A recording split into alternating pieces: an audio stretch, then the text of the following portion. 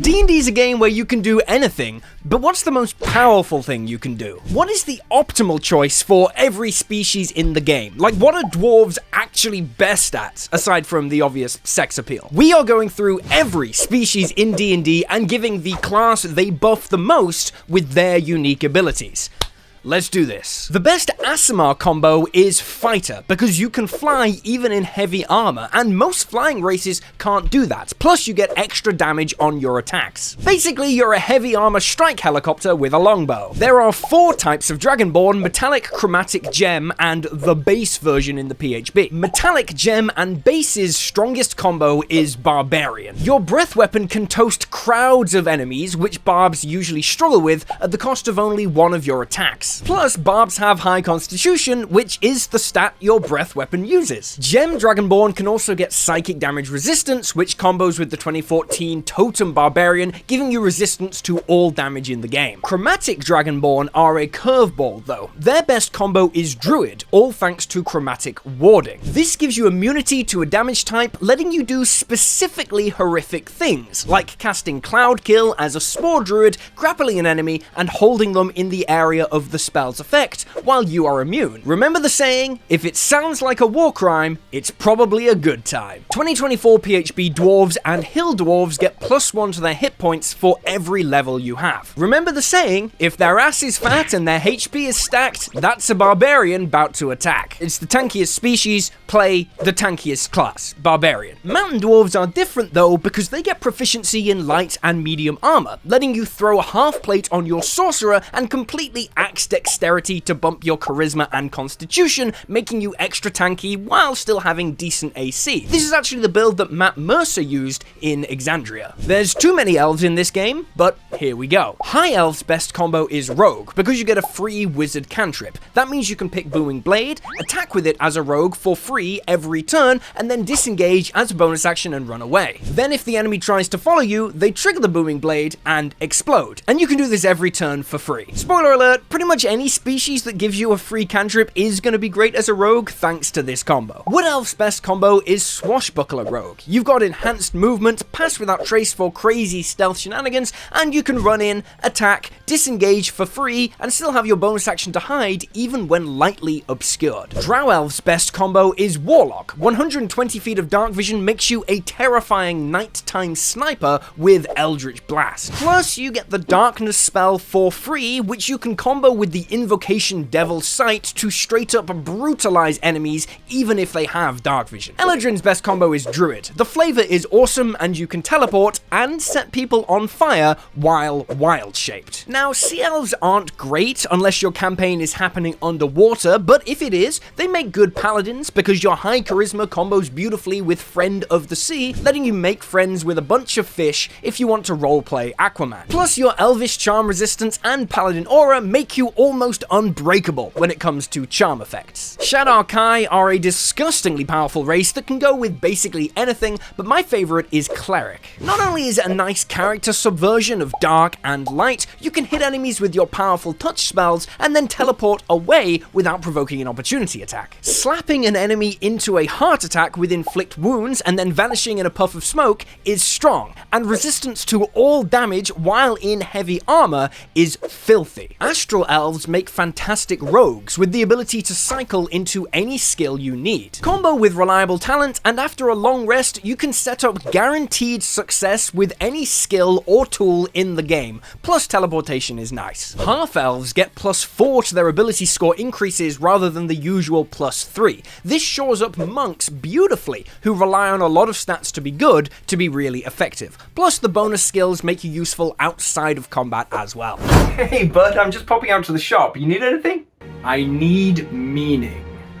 What? I need a reason for everything. Why are we here? Why was I even born? Yeah, I was thinking more like if you wanted a pot noodle. What is the point of pot noodles when the unending, unfeeling expanse of the universe is utterly indifferent to our every every struggle. Why, even this cruel void is destined to collapse and leave only emptiness behind. What can we do in the face of the nothingness that awaits everything? Well, I could cast Fireball on your shield. Then you could use your shield to explode some goblins with that fireball. Ooh, that sounds sick as hell. We can do that? You can with Zarnon's Codex of Combined Magic. It's what I'm going out to get right now. Zarnon's Codex of Combined Magic is a 5e expansion that brings combined spellcasting to D&D. Cast spells together with allies for new dynamic effects. Grab epic magic items that are stronger when used in sync across the party. Cast group ritual spells that grow more powerful the more participants, and dive into new subclasses for the sorcerer, bard, cleric, and druid that focus on team synergy. Zarnon's Codex of Combined Magic is out now on Kickstarter. Grab your copy to hypercharge your games. Link in description. Gnome's best combo is Barbarian for 3 reasons. 1, it's funny to see a 2-foot gnome with a giant axe. 2, advantage on all mental saves is incredible for a Barbarian because that's your only real weakness. 3, from level 2 you have advantage on every saving throw in the game except for Constitution, which you have proficiency with instead. Half-Orcs make great champion fighters. You make loads of attacks, so you have more chances to crit. You crit twice as often, so you have more chances to crit. You have repeatable heroic inspiration, so you have more chances to crit, and savage attacks makes those crits hit harder. Halfling's best combo is Rogue, obviously. Hiding is even easier for you, you get stealth proficiency, and you can weave around enemies even in very tight spaces. Humans can be literally anything depending on the feat you take. It's a very boring answer, but you really can combo this with any build in the game. We are the default option. Winged Tieflings are one of the only species with unlimited flight while in medium armor. That niche alone makes them great rangers, letting you armor up and snipe from the sky with a ranged weapon. Abyssal, Chthonic, and Infernal Tieflings all get some bonus spells, making them good for spellcasting classes like Cleric or Bard, who are probably the 2 that get the most from a damaging cantrip. OG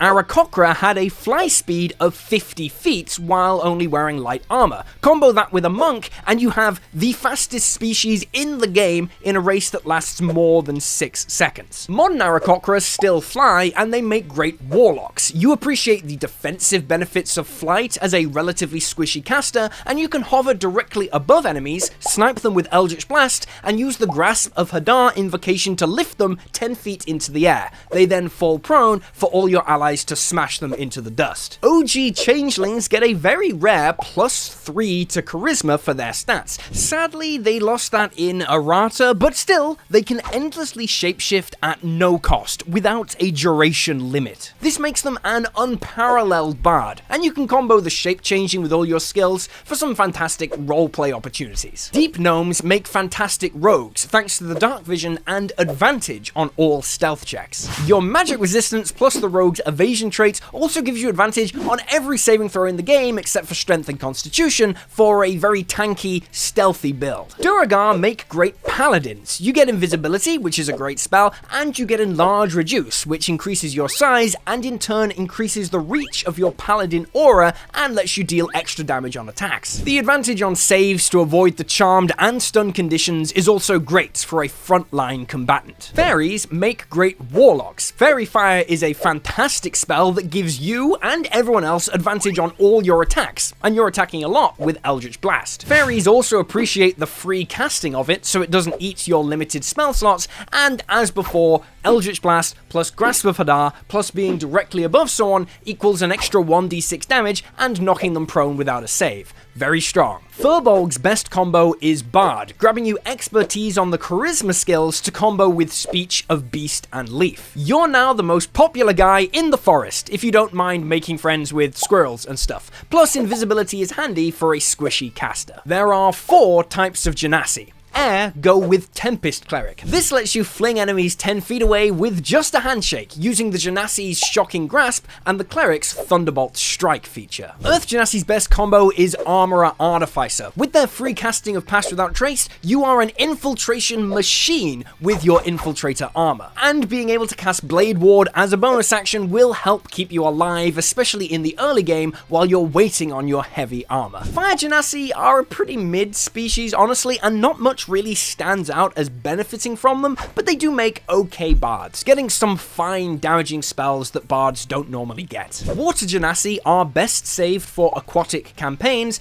and in those types of campaigns, they're a reasonable option for Paladin. They give you a fine ranged cantrip option in Acid Splash that can handle small groups of enemies, two things that Paladins really appreciate. Gith Yankee have psychic damage resistance, so once again, this is a species that let Totem Barbarians resist every damage type in the game. Plus, they have spells which are kind of useful outside of combat, giving Barbarians a rare use to enjoy spellcasting, even though you can't use them when you're raging. Meanwhile, Paladins love the Githzerai's free shield spell, and also really appreciate the advantage against being frightened and charmed. Goliaths can make themselves large as a bonus action, and once again, that is great for a Paladin's aura, increasing its reach. The Hill Giant's Tumble effect can also knock enemies prone on a hit, letting you make subsequent attacks at advantage, opening up opportunities for some devastating crits. You can also bring down flying enemies in this way if you need to, which Paladins otherwise struggle with. Harengon get an initiative bonus which wizards love, letting you fire off powerful game-warping spells before enemies have chance to react. The boost to dex saves is also nice, and so is the ability to leap out of combat if enemies ever catch up to you without triggering an opportunity attack. Kenku get proficiency in a couple of skills and advantage on those skills, making them great rogues, but even better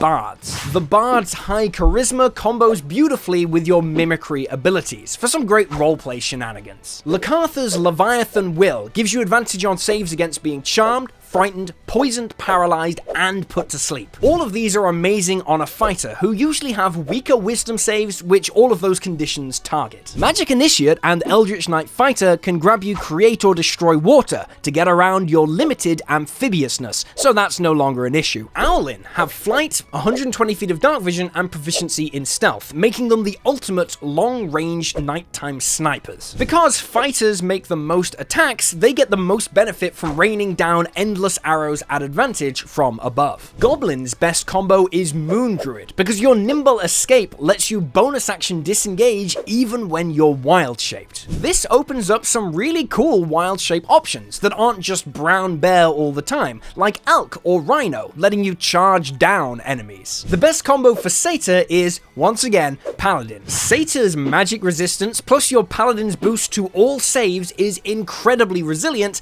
and your high charisma makes the most of those Satyr skills. Tabaxi Monk is iconic for good reason. This is the fastest build in the game in a race that lasts less than 7 seconds. You can cover unbelievable distances in a single turn if you have to, plus proficiency in perception is good on a monk who has high wisdom anyway. The real trick here is to be an astral self monk, letting you attack from 10 feet away and then use your speed to blitz off without provoking opportunity attacks, because just like a real cat, you don't give a fuck. Tortles are amazing for builds that normally have to have multiple high stats, because you can totally dump dexterity and still have great AC. This makes them perfect for the rarely seen strength-based ranger who can rock a shield plus a strength-based weapon for 19 AC, thick constitution, and brilliant damage. They also make good sorcerers who like to ditch dexterity. Tritons get the spell Fog Cloud, which combos beautifully with the fighter's blind fighting style. This blinds your enemies, even ones with Devil's Sight, letting you attack at advantage, and Eldritch Knights can cast this repeatedly with their spell slots, making them the optimal choice. Verdan get advantage on all wisdom and charisma saves, great for a barbarian whose mental saves are their main weakness, plus proficiency in persuasion lets you be active outside of combat as well. Bugbear are a brutally powerful species thanks mainly to surprise attack, letting you add 2d6 to every damage roll you make against a creature who hasn't taken a turn yet in in combat. Although there are some spellcasting options that can do incredible Nova damage with this, their best combo is actually Monk. You can make a ton of attacks for massive damage on turn 1, and still benefit from the Bugbear's longer reach for the rest of the combat. Centaurs combo beautifully with Barbarian. Charge is a fantastic ability, giving you a bonus action attack, which benefits from your rage. Slap on the mobile feat and you can charge in, hit 3 times, and charge off again every turn. This is a very strong, dynamic, movement-focused type build. Grung are hilariously powerful monks thanks to your poisonous skin. Every time you make an unarmed strike against a creature, they have to make a con save, and on a fail, they are poisoned for 1 minute. You're making 3 to 5 attacks a turn, so even with a DC of 12, enemies will fall to this eventually, and slapping someone so hard they vomit is very on brand. Hobgoblin's best combo is Barbarian. Yes, another Barbarian. Most Barbs have a pretty open bonus action once you've started raging, and you act in close quarters with enemies, letting you get good use out of being able to take help as a bonus action to give an ally advantage. You also get temporary hit points, which are effectively doubled thanks to your damage resistances, and advantage against Charmed is nice. Kobold plus Rogue is one of my favorite combos in the game. You get a free Sorcerer cantrip, which can be Booming Blade,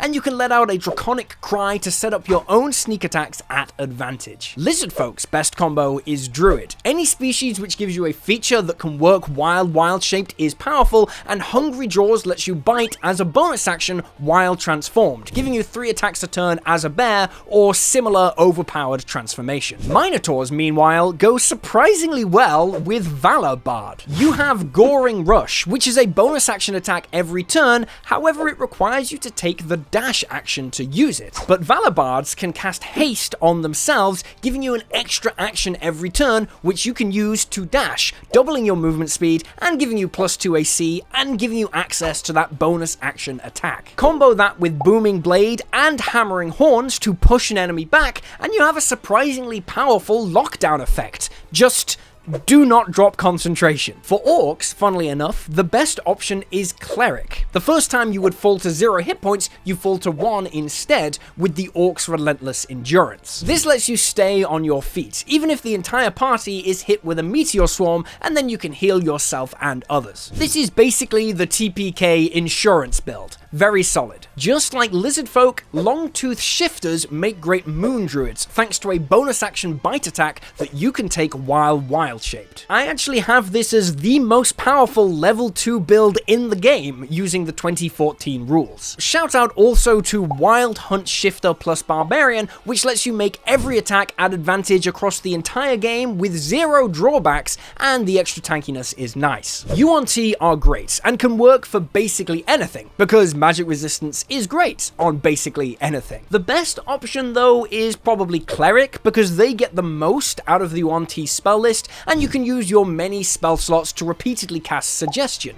which Clerics don't get otherwise. If you are brave enough, Kenda make fantastic Blade Singer Wizards. With your godly AC and relatively free bonus actions, you can insult enemies, goading them into attacking you while you speed off and are impossible to hit. This is a ridiculously fun build, but it does require balls of steel to tank as a wizard. You probably want to take Silvery Barbs here. Like other species that give advantage on wisdom saves and resistance to psychic damage, Kalashtar are amazing totem barbarians with the 2014 rules. Resistance to all damage is good. Advantage on wisdom saves is good. Warforged plus Artificer is iconic for good reason. The AC boost is great, the flavor is perfect, and your bonus skills complement the Artificer's general suite of abilities very nicely. Auto-Gnomes are another species where Cleric is the optimal choice. You are the only race in the game that can heal itself for a cantrip, and you can combo Built for Success and Bless for a 2d4 bonus on any attack roll or saving throw. That includes the Constitution saving throws you make to maintain concentration on Bless.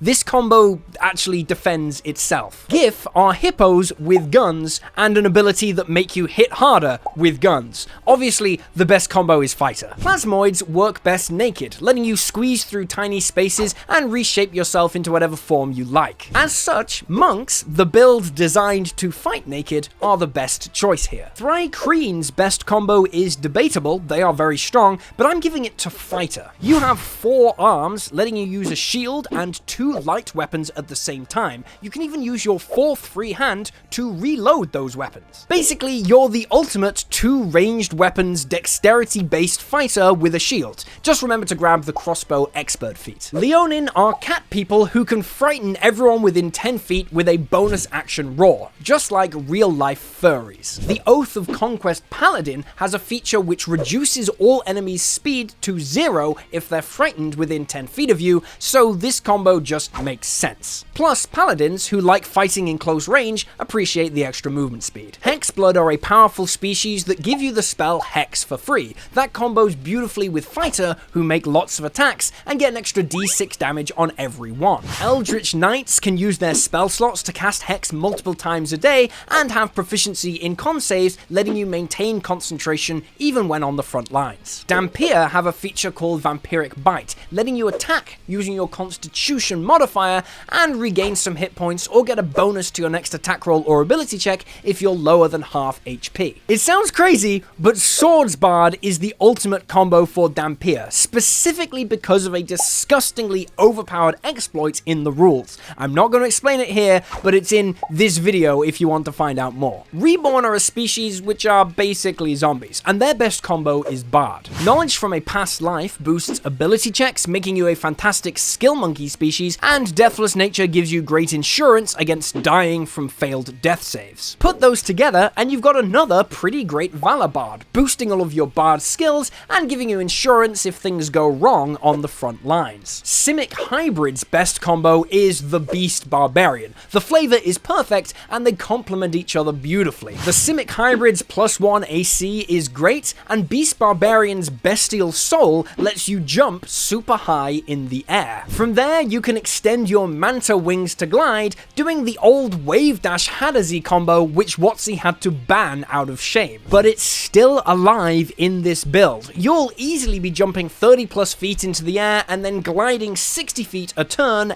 every turn for no action cost. It's beautiful and it's fast as all hell. Loxodon's best combo is Ranger. Natural armor is great, letting you ditch dexterity for a strength-based Ranger build. It's also very flavorful and honestly hilarious to sniff along the ground using your trunk for advantage on all survival and perception checks while tracking. Plus, say it with me, frontline combatants love the resistance to the charmed and frightened conditions. Vedalken are blue boys who stole the gnome's most iconic feature and called it something different. You have advantage on all intelligence, wisdom, and charisma saves, and just like gnomes, this covers the barbarian beautifully, giving you advantage on all saving throws in the game except Constitution from level 2. Plus, Tireless Provision gives you a big skill boost as a barbarian, letting you be useful outside of combat as well. And that is every species. Doing this, I was surprised to see how few spellcasters showed up, but I guess that's because they've got spells to solve most of their problems, so it's the non-spellcasting classes which appreciate the options from racial traits more. Of course, the only build that really matters is the one you want to play, but maybe this video gave you some ideas for NPCs or builds that you might want to try out. If you click here, you can grab a full homebrew pack that I've made for free from Patreon. If you like it, you can subscribe on there for loads more D&D stuff that I make and help support this channel. Your support on Patreon or through YouTube memberships means everything. Also remember to like and subscribe, check out other videos on the channel,